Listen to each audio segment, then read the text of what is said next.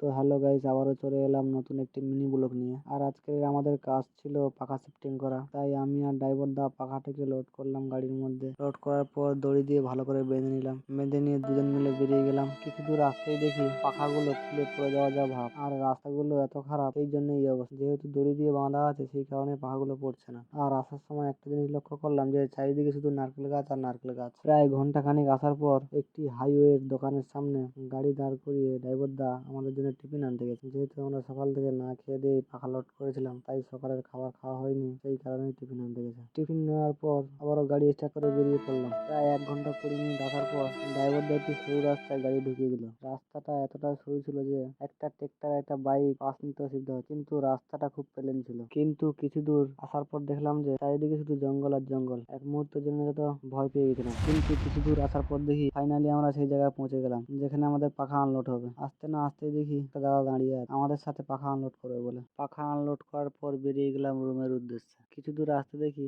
রাস্তার মধ্যে কয়েকজন বক্স বাজিয়ে নিয়ে যাচ্ছে। বক্স বাজছে কিন্তু কোনো গান হচ্ছে না, শুধু বাজনাই বাজছে। একজন আছে যে শুধু পেট বাজাচ্ছে, আর বাকিটা সব হেঁটে যাচ্ছে। তো আজকের ভিডিওটা এই পর্যন্ত। ভিডিওটা কেমন লাগলো কমেন্টে জানিও। ভালো লাগলে একটি লাইক এবং চ্যানেলটিকে সাবস্ক্রাইব করে দেবেন।